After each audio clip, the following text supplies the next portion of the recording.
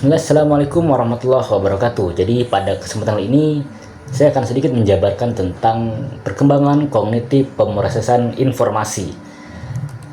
Apa itu pemrosesan informasi?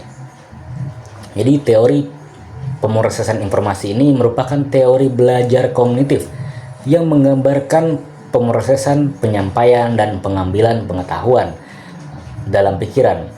Informasi terus-menerus memasuki pikiran kita melalui atau merasakan titik sebagian besar informasi ini segera dibuang dan kita mungkin tidak pernah menyadarinya.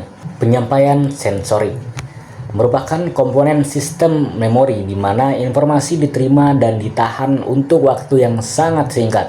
Register sensorik menerima sejumlah besar informasi dari masing-masing indera, dari penglihatan, pendengaran, sentuhan, penciuman, rasa, dan tahan untuk waktu yang sangat singkat, tidak lebih dari beberapa detik.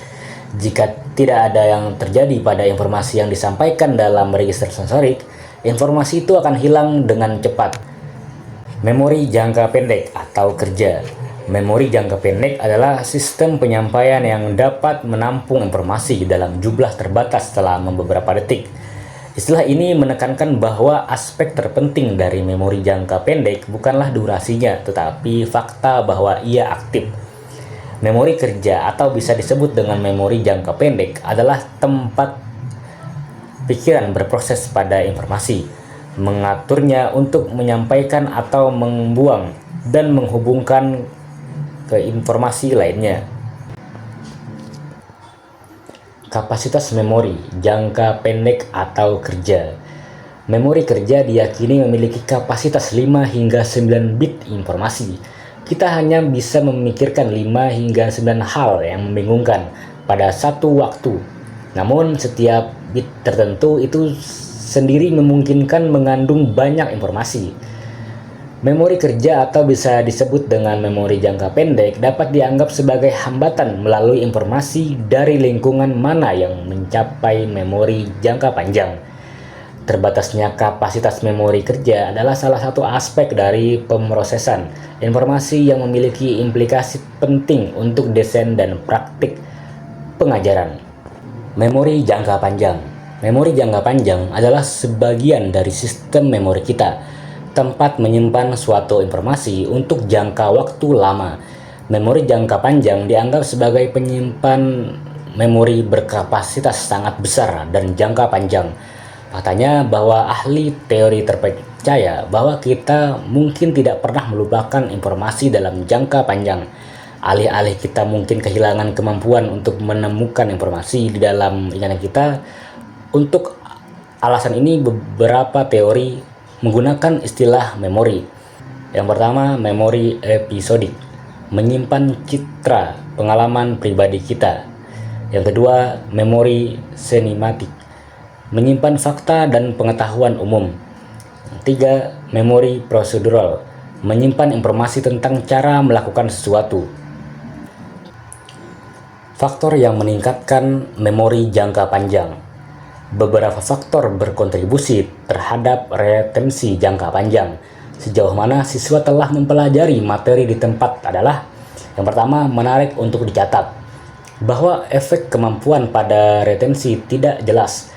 Kemampuan siswa mendapatkan skor lebih baik pada akhir khusus kursus, tetapi seringkali kehilangan persentase yang sama dari apa yang telah mereka pelajari sebagai siswa berkemampuan rendah.